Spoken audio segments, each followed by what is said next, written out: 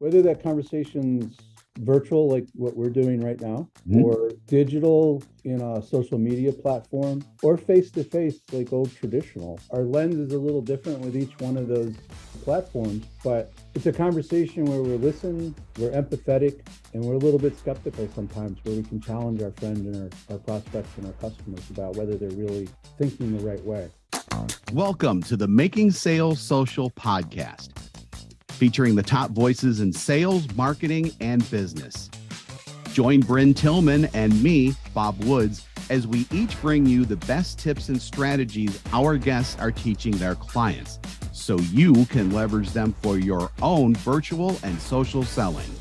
Enjoy the show. My guest today on Making Sales Social is author, podcaster, and CEO of Helix Sales Development, Walter Crosby. Walter works with growth-minded mid-market CEOs who have the desire and commitment to build a performance-based sales culture. Helix Sales Development leverages the sales manager within the organization, teaching them how to direct a successful sales team, create the process, establish positive accountability, and coach with a coaching as a constant management style, which a lot of people don't do, as we all probably know. Using its proven sales training process, Helix says that 91% of salespeople rise to the top half of companies they work for within the first year. That's a hell of a goal. I like hearing that a lot.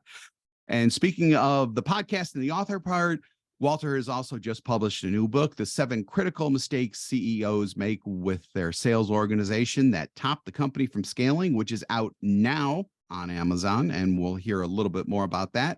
And he's also host of the Sales and Cigars podcast, which can be found on Apple Podcasts, Spotify, and the major podcasting platforms. And we'll get into a little bit of that too as well during our show. So, Walter, welcome and congratulations on your new book too. Thanks, Bob. I really appreciate the opportunity to chat with you. Looking forward to it. This one is going to be fun, as they all are. So let's go ahead and do this. Our first traditional question we ask of all of our guests is, what does making sales social mean to you? It's a good question.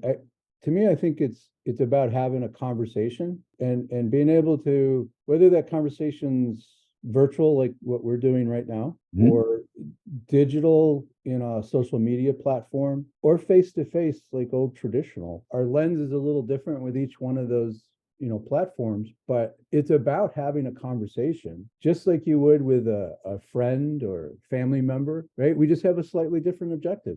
It's to help solve a problem, right? And some of our friends have problems and we have a tendency to want to help them. Sometimes I have to resist the temptation when my spouse comes and tells me about something that's going on. I have to resist, like, well, here, why don't you do this?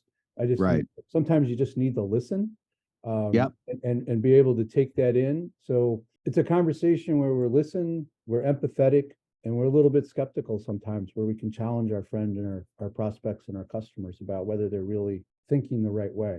So I do all those things, even socially. My posts, social media is about challenging the way people think sometimes. Yeah, I like that, especially because if you like softly challenge people, when you do that and you're still in that conversation, still learning about what it is that they're looking for, it's almost like their minds open up to new possibilities at the same time. And that's one of the really great things that I like about social, is that you can do that through conversations. You can do that through your content. I mean, there are so many different ways to do that. And it's not really persuasion per se, and you're not playing Jedi mind tricks or whatever. You're just finding out more and offering them something that they may not be thinking about. It's about listening first, right? I think you're 100% right. If you're not listening to that person speak, or you're not listening to that or reading that person's post with an open mind and an open ear, then you're not going to be able to really engage with it. And outside of social media, right, or even with some social media, people just don't have conversations anymore, and they don't, because they don't listen. And it's really about having that. Sometimes it's an uncomfortable conversation, which is okay, right? If you're truly listening. We were talking before about our alumni, and some of my best friends are alumni from your fair institution. but we just agree that, we have different perspectives, but I learned stuff from them and they learned stuff from me. It's just part of the idea that you just have to listen and really have a conversation. Absolutely. So how does using social work with what you do for the CEOs and sales managers that I referenced up in the intro? I think whether you're a CEO or a sales rep, I think we have to acknowledge that there is not one way to go about sales, right? I mean, I hear people all the Right. time saying cold calling's dead and social media is dead and you got to do it this way. Everything works and everything doesn't work, right? So we Right. got to do a little bit of everything. I think we need to focus on doing fewer things better. But if you don't have a presence on social media, and we can define social media lots of different ways, but it's where your audience is. And if you're not speaking to that audience, and when I say speaking, I'm not trying to, you used the word persuasion before, and sell them something. That's not the goal. Right. Me, it's about education, being helpful, right? Challenging how they view the world, maybe, Yep. from time to time. But when I'm doing social media, I'm speaking to a very specific, what we call a dot, an ideal client profile, like the Mhm. persons that we want to work with, that we feel we can Mhm. help, and other people may hear it, and they can reach out to us, or they might learn something. That's all great, but there's a small group of people that we can work with and we can help, and that's who I'm talking to. And if that resonates, great. Yeah, that's excellent. That's excellent. So, speaking of social and social presence and things like that, I'm going to do something a little different today. And it's only because Walter publishes such great content on LinkedIn. So, please definitely follow him on LinkedIn. Go Thank to his you. profile, click that follow button, Walter Crosby. So, I'm going to draw from some of his recent posts because he brings up a lot of really good questions and points that are being discussed in sales, sales management, and also hiring of salespeople today too. So this is obviously not only for people who are managing, but people who are salespeople who want to, kind of slot into that too. So this is going to be a great conversation. First off, we are hearing all kinds of things about layoffs at various companies. It's just the way things are right now. One of the areas that always gets hit is sales, not only in headcount, but in training and support. And Walter has a quote that I think is just brilliant. Why would you stop resources to improve the revenue machine? It seems counterintuitive and even crazy. So Walter, why do you think CEOs, CFOs, et cetera, go through all these actions, and what should they be doing instead, with the understanding that their companies are probably in situations where they do need to be doing that proverbial belt tightening? Oh, absolutely. It's a great question, and I'm glad that post kind of resonated. I think what happens is that a CEO or senior executive in an organization has a gut reaction. Like we perceive our revenue is going to drop, recessionary times, whatever the reason is. They're basing it on gut reaction rather than data, rather than looking at what's really happening. What did they look in the rearview mirror? Like, what happened the last time we had a recession? What happened in '08? What happened in the 60s and the 70s, the 80s, the 90s, right? Every decade's got a situation. How did Yep. you react? What worked? What didn't work, right? That's one way to look at it. Like, what have we done in the past that's worked, and what have we done that didn't work, right? Hmm. But the other piece of it is they'll look at their sales organization the way a CFO looks at it. And because they're getting data from the CFO. So we got to cut the 15, 20, whatever the percentages that they feel they need to cut. They're going to cut it from the sales organization, but they're going to base it on inaccurate or ill-informed data. So not all salespeople are created equal, and not all of Right. them are in a role that should be doing the same thing. If we're going to lose a little bit of market share, and we know that we're going to lose market share, then how do we protect those accounts and that market share that we have? But if we have to go out and find new logos, what are Hmm. we going to do? How are we going to prepare our team to do that? Do we have the right team to do that? The guys that have been selling accounts that are doing $2 or $3 million a year are your biggest producers. Why are they your biggest producer? Are they just working these large accounts and just reoccurring revenue, and they're growing it a little bit? Or are they out killing it bringing in new logo. Both Yeah. are important, but when you go into a recession, in your scenario, you have to do belt tightening. Which one do we want to cut? Which ones do we want to grow? Which ones do we want to support? There's no easy answer. You got to look at it, and you got to look at the data. And there's ways of doing that. That's one of the things that we can do for a CEO. But if they just cut based on top producers, those people are not necessarily find new business. Yeah. Yeah. I like that. It's very understandable because they need to be hunting. Yeah, it depends upon what you need. So Right. if they need to protect the market share, those people have to be there, and maybe cut some of those account managers or farmers who are just handling smaller accounts, and we ask everybody to step up and do a little bit more. But if you're going to need to go find new logos, and guess what? When you're in a recessionary time, it's a great time, if you have good fundamentals, to go out and grab business from your competitors, because everybody's looking at what they're doing. It's easier to have a conversation, a value conversation is going to win, right? You can't just go sell on price. Right. So it's having the right people at the right time, the right roles, and what we're into right now and where we're going. I think we still need the same fundamentals, right? We still need to be able to have the right kind of conversations and be able to message it well and be clear about what our objectives are. But if you just make those decisions to cut people without understanding why we're cutting them, I think it leads to long-term problems in Okay. the sales organization. So now let's go to the flip side of that, hiring salespeople in a recession. You recently hosted a webinar on this, and I'm wondering how sales managers in the C-suite can hire for and develop not only just a sales team, but a recession-ready sales team. Well, there's a little overlap in the questions. First off, Mhm. we should never stop recruiting.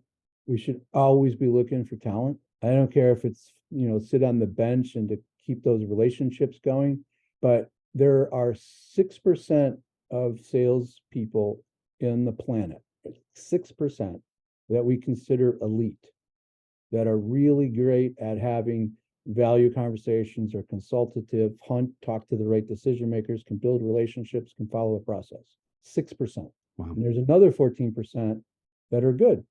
They do a pretty good job. They're not great, but they're good. Another 20% that's above average, depending upon where you put average. The rest, you don't want on your team. Mm-hmm. I mean, just being honest and straightforward. Sure. So if you're not always looking to recruit talent, you're going to run into a problem, because you should be able to go find talent when you need it. So, but to go find talent in a recessionary time is much the same as when we were having good economic times. It's just the supply and demand swings, just like it does in every other, like, I was an economics major, and that's one of the few things I remember from economics classes was supply and demand. And that sets the price. So we're going to pay more right now for really good salespeople, because they have lots of opportunities awaiting them. Mm-hmm. So that's something that we need to get straight in our head as a senior executive. A comp plan needs to be aligned with the market, and it also needs to be aligned with what we want them to do, right? If we want them to go out and sell new logos, then we should provide the right incentives for that behavior. And if we want them to procure new growth within an existing account, that comp plan should be aligned with that. But it's looking for what we need to do, and then going out and finding those people. And we have some tools and techniques to be able to help define that in a candidate. Our way of approaching hiring salespeople is the first mistake that people make is that they hire the salesperson the same way they hire an admin, an engineer, a manufacturing person, anybody else in the organization. And I'm a salesperson for over 30 years, so I can say this. We're different. We can go sell ourselves, and we're better at interviewing than a lot of hiring managers, better than a lot of HR people, right? And we can skew that interview, and we can write a resume that makes things look well. So if we treat them the same way we treat all of those other people in the organization, you're going to hire poorly. So let's figure out, let's approach it differently. Let's approach it with some data driven, some science behind it. Let's put together an interview structure that is objective, that allows us to truly evaluate candidates from one to the other and ask them all the same questions. Let's put a little effort into training the people doing the interviews, right? Because we all bring Ooh, bias to the party, right? And there's yeah. unconscious bias all over the place. Yep. I graduated with a woman who was at a very large bank in their HR department, and if she got a resume from a candidate who had graduated from a particular university, she would toss it like it never existed. Wow. Right. So, I mean, that's more than an unconscious bias, Yeah. but things like that happen. Yep.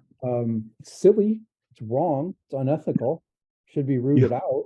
But that's one of the things that happens. So we need to spend some time helping our hiring managers and the people doing the interviews to do this with more structure to it, to make sure that we're creating objective scoring, right? The idea that we should be trying to disqualify hiring sales candidates is much like what we do with prospects. We're always looking for the reason this might not work. We're always looking for a challenge that might occur, right? Should this person come into my pipeline as a customer, as a prospect in my sales pipeline? Same idea applies to hiring salespeople. Does this person meet a certain criteria along the way? And the kind of inside baseball is that we don't sell the job or the company until the very last meeting. We ask the CEO to come in, or whoever the senior executive is going to be part of that process. That's when they come in and sell it. They sell the culture, they sell the role, they sell the company, they sell all of the things that are there. During the early process, we're trying to root out why this person might not be successful. Do they have the criteria that are going to hunt, build those relationships, right? Whatever's important. So I think that's a fundamental difference from our approach to sales hiring to the traditional methods. Okay. Yeah. That's interesting. That's fascinating. So let's go from hiring to retention, especially in this day of, quiet quitting and people just saying, see you wouldn't want to be a. What do you tell the sales manager or C-level type who's losing people and they're like, I'm losing so many people, I'm losing good people. How do these companies retain those people? I think the first thing that they need to do, and I had this conversation last week with a CEO of a mid-market company. Mm-hmm. I said, go grab a mirror. Very uncomfortable conversation for the CEO. Mm-hmm. Why are they leaving? That's what you have to Yeah. understand, right? You get a certain amount of information from an exit interview, Mm-hmm. Yeah. but you really got to understand your culture. Right. You got to understand the people that are working with you. And we're talking about salespeople. So the people that are doing well, we can ask them, what's working, what's not working.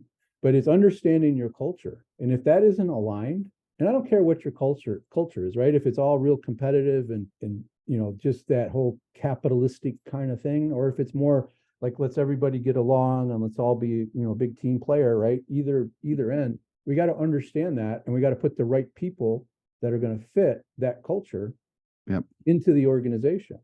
So if Right. you're losing people, are we losing the wrong people or the right people? That's a question to ask. Sometimes we just need bodies, which is a terrible situation to be in, but sometimes that's the case.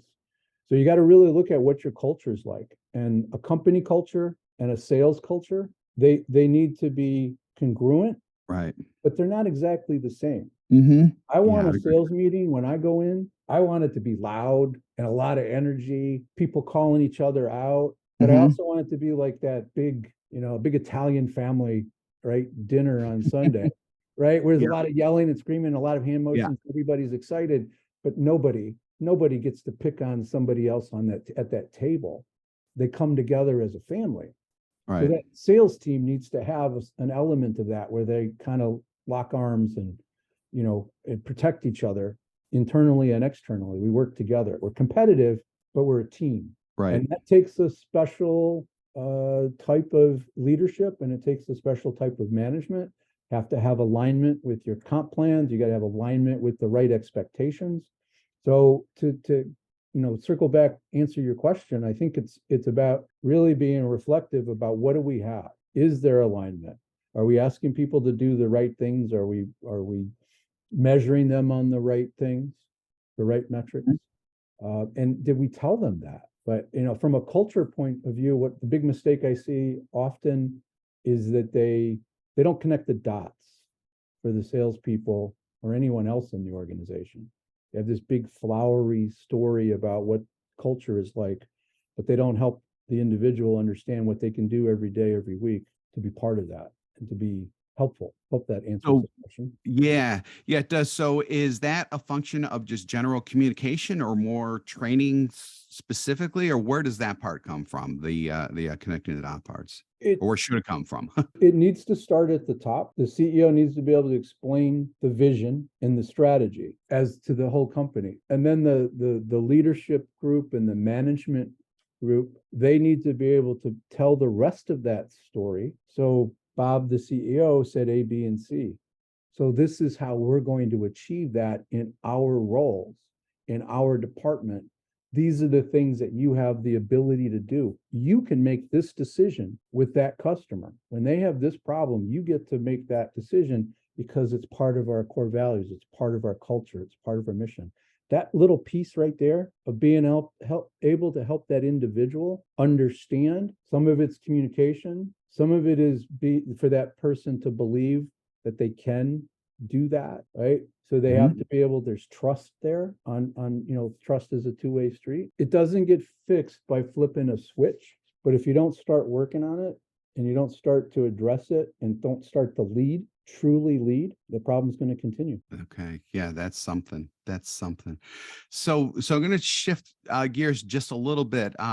In one of your recent LinkedIn posts, you started out with a line that just resonates with me like you wouldn't believe. I never get an ROI from training people. So here at Social Sales Link, we're sales trainers ourselves. We hear this all the time. You advocate a different way of doing training. Why don't you tell us a little bit more about that? It's the last thing we do. Literally. Okay. Some people in the sales improvement space, sales development space, lead with it. We just need to do training, because what does that do? It allows the VP of sales or the senior executive to say, I'm doing this, I'm providing them training. It sort of allows them off the hook in certain Right. situations. Yeah. Yeah. Yeah. That's what I was thinking when you started saying that. Yeah. So what I've saw this a couple of times earlier this year. The salespeople went to training last year and it didn't work. Okay. Well, tell me a little bit more about that. So they sent 10 salespeople to training over the course of a 6-month program. There's nothing wrong with the training, nothing wrong with the way they delivered it. It was all fine. So, was the sales manager able to help the salespeople with the training? Oh, we didn't send her to the training. Wow. Well, this is for salespeople. What do you think the sales manager's job was, right? Is what I'm asking sales managers should spend 50% of their time coaching some form or the other. So there's this idea that training is checking a box and I did it. And Right. We spend billions of dollars on training throughout the year, and a huge percentage of it is sales training. To address your question, Bob, I think we need to understand our culture. We need to understand what we're asking our people to do. Have we given them the right training? Has the CEO and the senior leadership team delivered what they're responsible for to the sales organization, right? And those are things like the story that we're trying to position ourselves as. What's the company's position in the marketplace?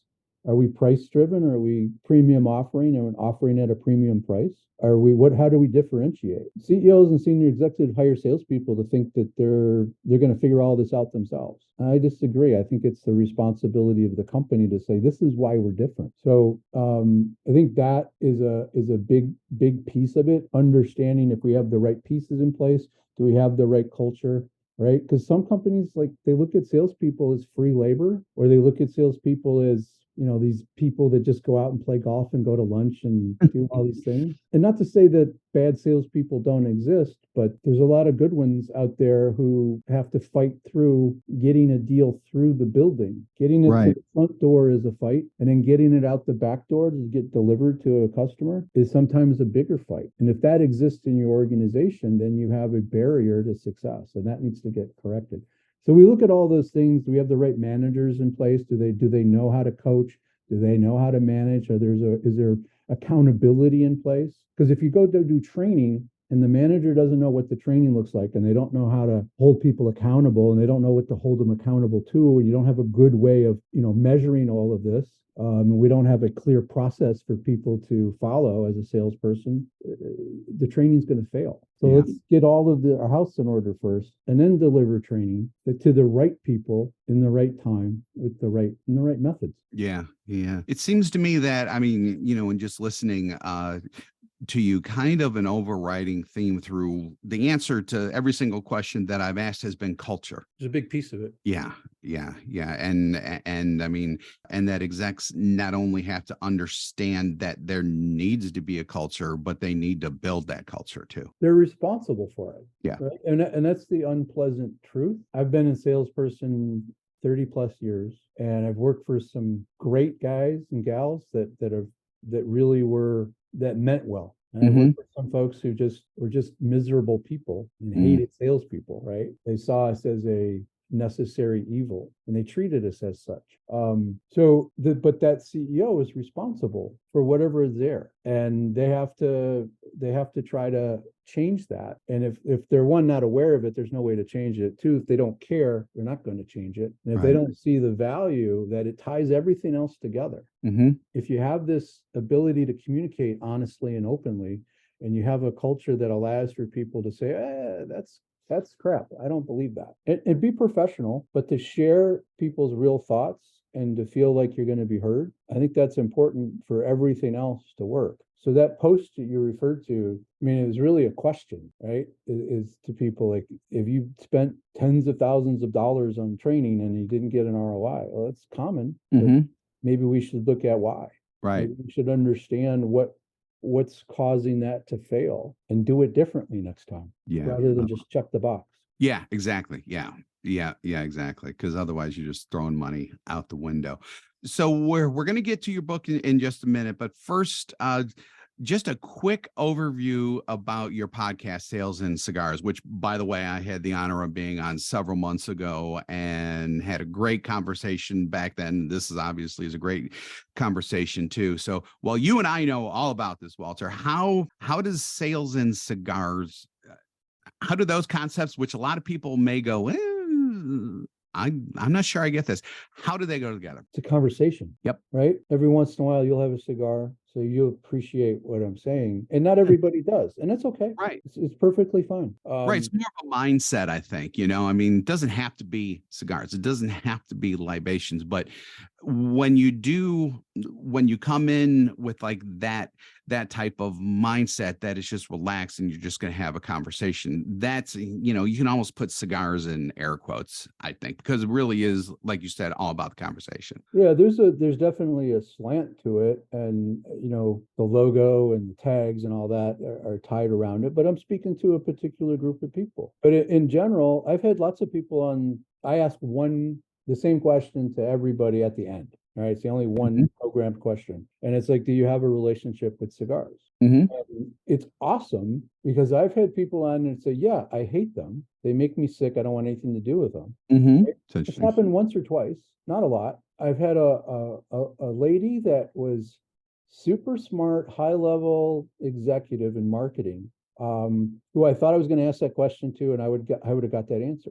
Okay. And her response was, I'm not a regular cigar smoker, but here, and she holds up a cigar that was 18 years old that she had saved. Like, it wasn't smokable. It was just 18 years old. She had right.